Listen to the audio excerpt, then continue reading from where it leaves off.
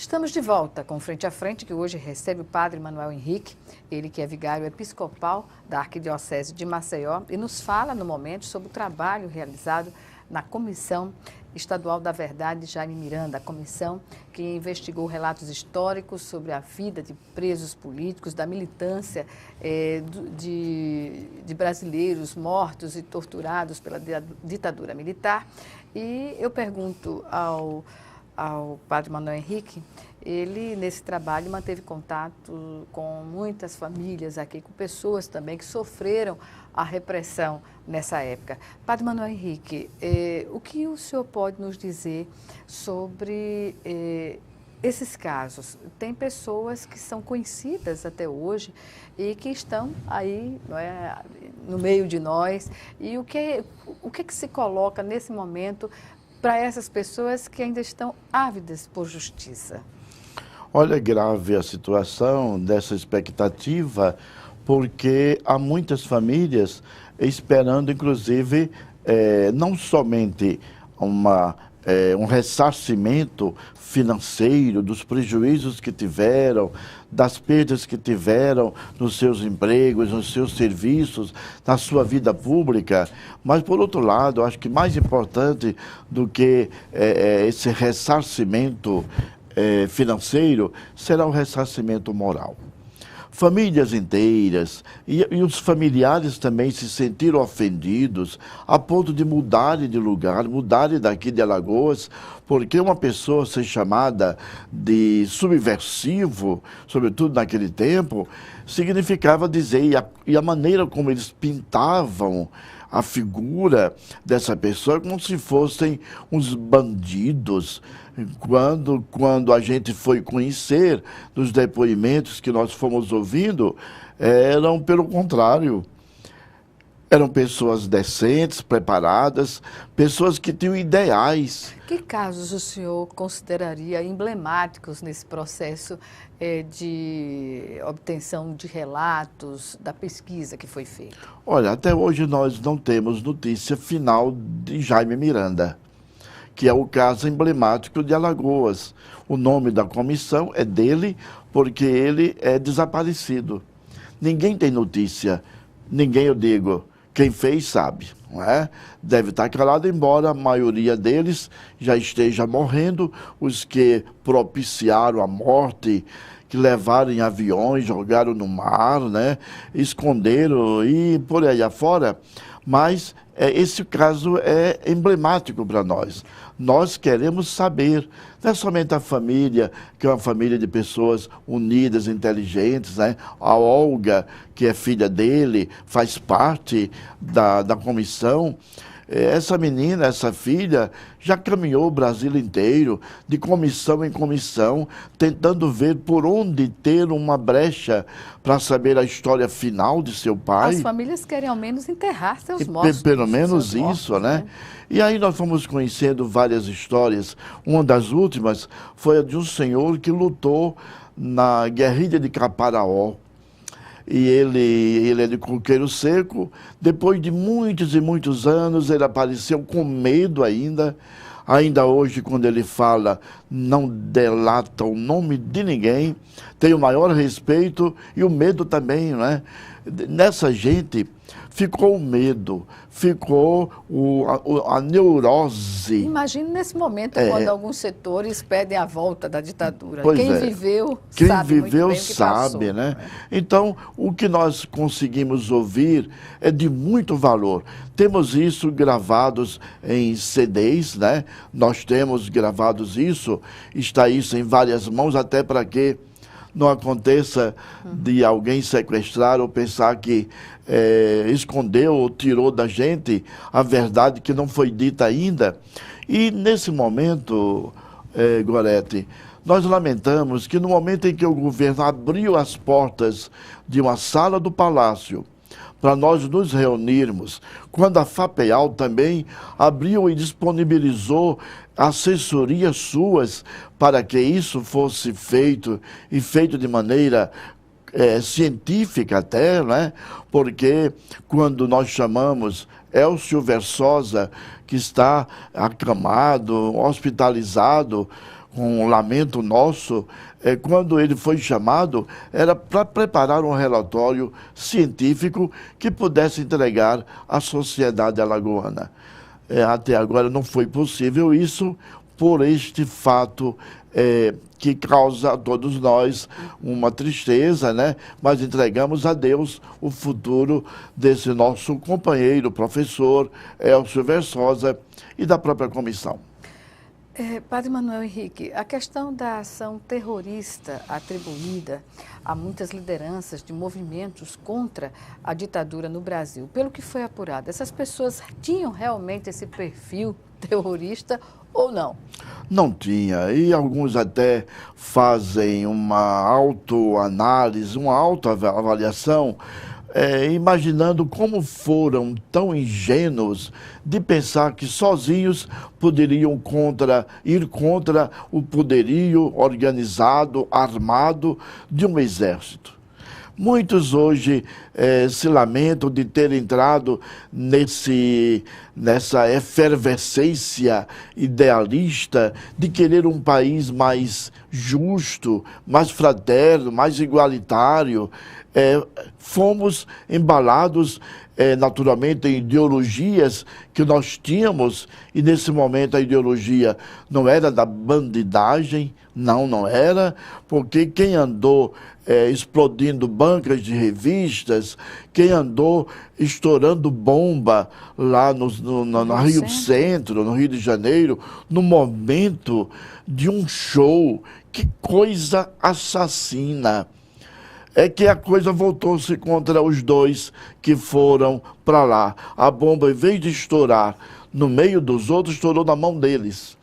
É por aí. E a gente não pode, pelas pessoas que a gente conhece, a justiça precisa ser feita para nós não considerarmos essa gente como gente bandida ou terrorista. De jeito nenhum, Gorete. Qual é o maior desafio agora, já que a comissão foi criada em 2013, se não me engano, e não fosse essa questão da doença do professor Elcio, poderia já ter concluído o relatório final, não é? Para ser entregue.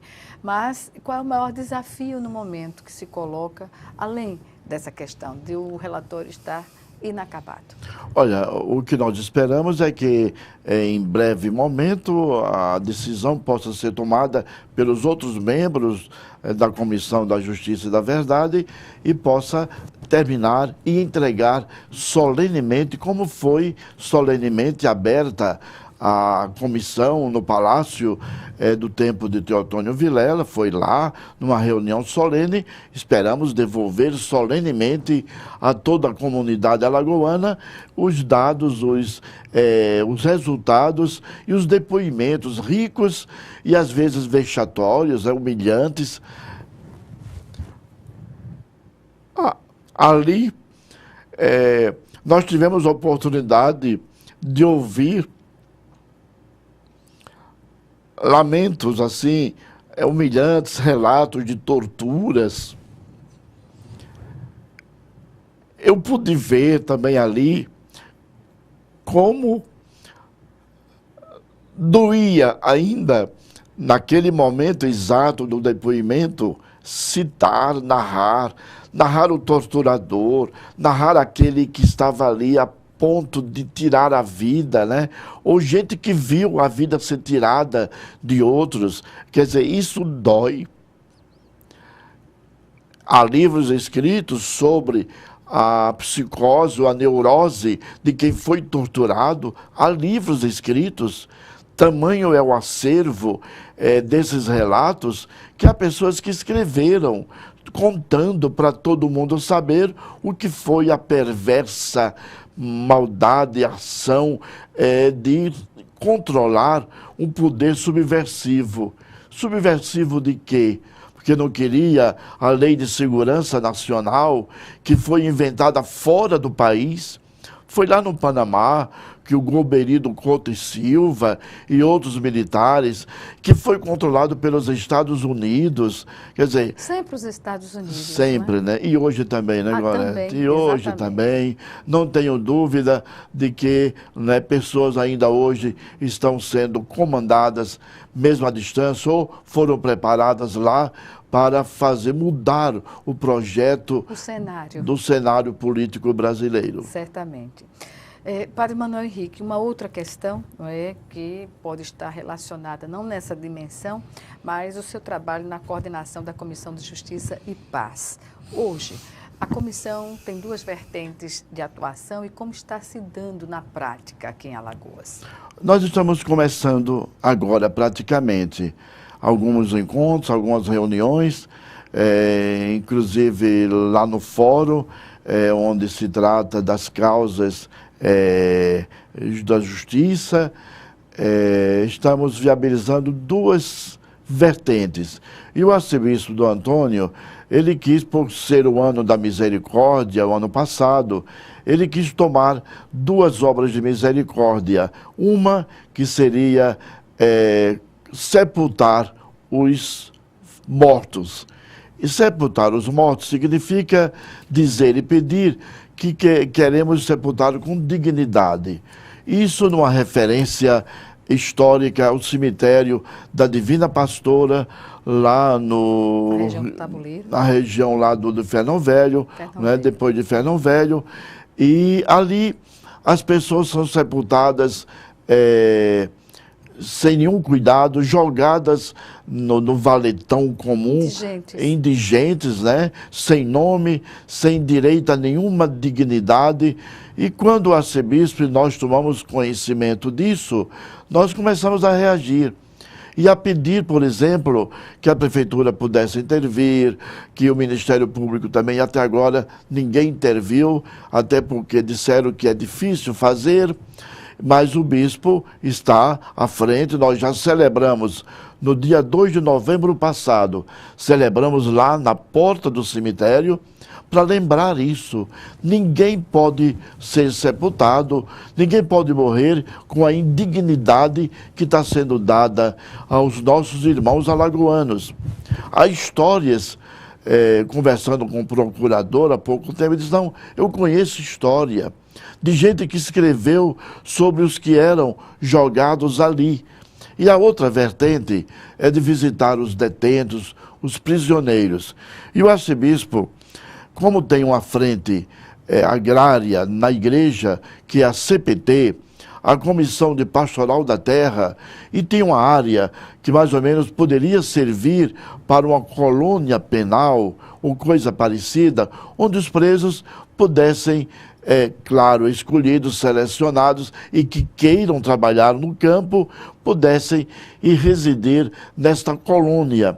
E isso contaria em diminuição do seu tempo da pena. Uhum. Nós estamos viabilizando isso com o juiz Braga Neto, execuções penais, ele que está nos ajudando e de acordo com esse projeto. Então nós esperamos logo mais, no início desse ano, a gente dar continuidade a esses dois projetos profundamente humanos. É uma questão humana e de saúde pública também, não é? Saúde pública. Para ambos os casos. E é engraçado, Gorete, que na hora que a gente começa a conversar sobre isso, a gente começa a saber de outros cemitérios. Tem gente que está sendo sepultada em Messias, que não tem mais lugar em Maceió. E a maneira descuidada, desleixada, sem nenhuma responsabilidade ética e até mesmo ecológica, né, de tratar os mortos, requer da gente um cuidado maior, que não é missão da igreja fazer isso. É do poder público. É do poder público. Bem, e ainda sobre essa visita aos presos, outra questão que se coloca é da segurança, né, Padre Manuel Henrique? De quem vai fazer essas visitas? Pode ser transformada em refém. Refém, Há uma vertente daqueles que querem a militarização de quem cuida do preso. Quem é policial não sabe cuidar. O policial foi feito para para proibir, para reprimir, para prender, mas para cuidar, tem que ter uma outra preparação. Aí nasce a ideia do agente penitenciário, que entre nós no começo não foi bem elaborada a sua preparação, então há nesse ponto muitas críticas feitas por nós ainda. Que podem ser discutidas, não é, no âmbito maior, por exemplo, o Conselho Estadual de Segurança Pública. Não é? Ok, tranquilo. Não é verdade? É verdade. É uma questão que pode ser levada aí para o Conselho, não é? Nós temos pessoas ligadas à pastoral carcerária, por exemplo, e a outros movimentos que estão ligados ao Conselho de Segurança do Estado. E nós somos parceiros nessa questão, né? Então não há nenhuma impossibilidade, há uma boa vontade até, porém os recursos, as soluções não foram dadas ainda. Padre Manoel Henrique, vamos agora para o nosso segundo e último intervalo. Já, o Frente a Frente está de volta.